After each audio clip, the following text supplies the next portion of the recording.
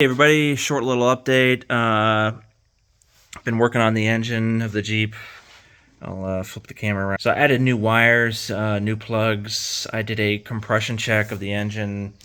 And thankfully, if I can remember offhand, cylinder number 8 was 145, number 6 was 140, number 4 was 150, number 2 was 155, number 1 was 135, number 3 I think was 150, number 5 was like 145, and number 7 was 155. So the only one that's slightly low is number 1 at 135, but it's well within that 10%. And I put the old plugs from my Grand Wagoneer on here, and these are not old, they're actually brand new.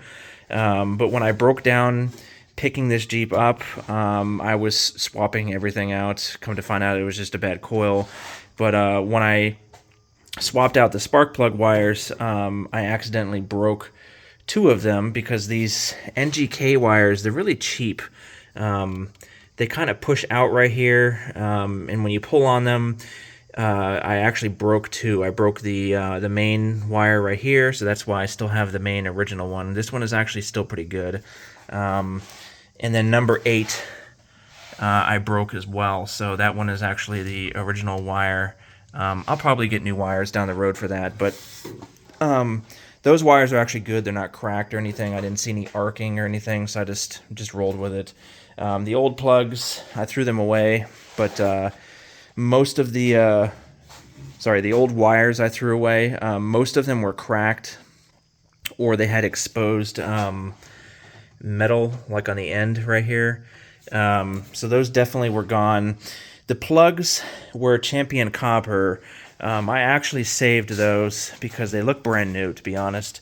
The previous owner of this car says he did do a carburetor rebuild and changed the plugs like 6-7 months prior to me looking at it. I don't know if I believe that or not, if this thing will focus, but these plugs don't have really any wear on them. So to be honest, they don't have any wear at all, really. They're just used very little, so I saved them just in case. One of the plugs on them, though, one of the 8 plugs, was a, I think it was this brand, NTK or NGK, and it had a rusted tip. The tip up here was rusted. The whole plug was just really rusty, and it was very difficult to get out. So I guess I do believe the guy changing the plugs, but he did leave one of the old ones in there that was all rusty. And because the top of it was rusty, or the reason why the top was rusty was because the plug, believe it or not, the wire, believe it or not, was not even hooked up to it. It was just like sitting on it. So it was probably getting some spark, but that could be the reason why this engine had so much vibration. It just seemed like it was missing, like one of the cylinders wasn't firing. And on top of that, cylinder number 7 with that old plug, the gap on it was like 10 on the little gap thingy. If I can, I don't know what I did with it. It was 0.10, 0.20 on this thing, so it was pushed up all the way. Yeah, 0.20. And I have a feeling the reason why it was because the wire was not plugged up properly, so it could have been causing spark knock or pre-detonation in that cylinder, and that probably pushed the spark plug tip into the electrode, so hence why the engine was vibrating horribly. So, and I also took my bore scope. You can buy these things on Amazon now for like, $20, $30, $40. This one, I think I spent like $40 on. It has 2K resolution. And God, I remember when bore scopes were expensive, and like only mechanics had them, but now you can buy them yourself. And I checked all the cylinders, and like 6 out of the 8 cylinders has a lot of oil in them. And plug number 5 had oil fouling on the plug, and plug number 8 had, where is that thing?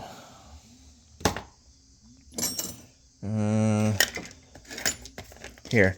Plug number 8 had one of these on here. This is like it's called an unfouler or something like that. You screw this into the spark plug hole, and then you screw the spark plug on top of it.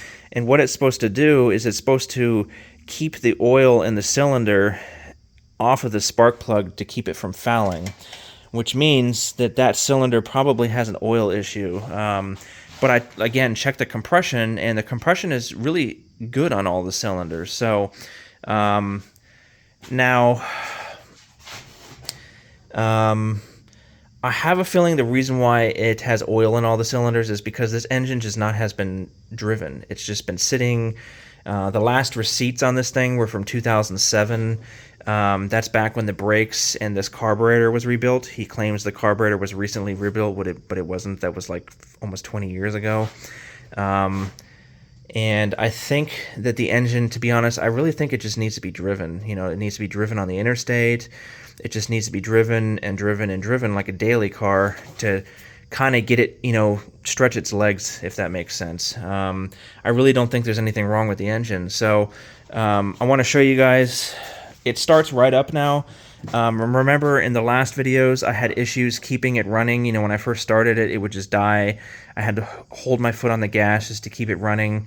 I don't have to do that anymore since I, you know, did basic tune-up stuff to it. And of course, the carburetor has been rebuilt. But the only thing is, it doesn't have high idle. So when I turn it on, it just idles at like 1,000 RPM. It's not idling at like 1,600 like it should. And it's not like kicking down. You know, when you step on the gas pedal real quick just to kick it down into normal idle or curb idle or whatever, it for some reason it doesn't have a kick down and it doesn't have a high idle. So I'm not sure why. I have to check the high idle on the choke to see what's going on. But let me turn it on real quick for you guys and show you.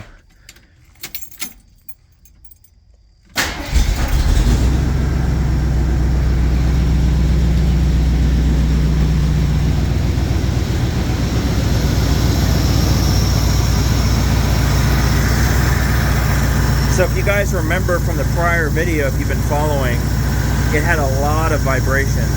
Everything was just shaking badly, but now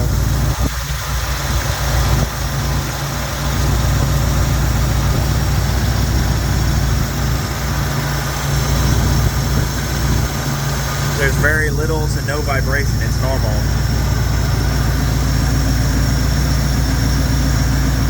And the engine sounds absolutely amazing. There's no knocks, there's no ticking.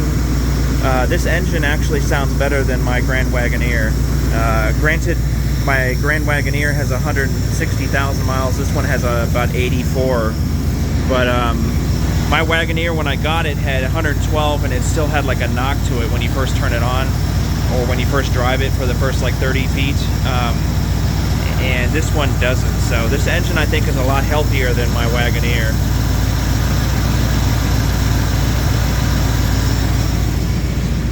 And I also noticed when I first got the Jeep running, the exhaust on both sides, it didn't quite sound right. Obviously it's a dual exhaust, so you got 4 on one side, 4 on the other, and this side over here sounded a little odd, and so did that one. But now that I did the wires and the plugs, it sounds fine. It really does. It sounds actually really good.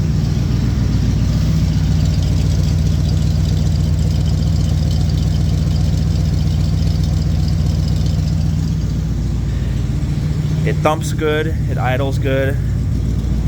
I'm actually really happy. For a second there, I was a little worried about the engine having a lot of major problems with the vibration and stuff, but anyway, just a short little video, well, at least short for me. I just wanted to show you guys I fixed the vibration problems. Thanks for watching.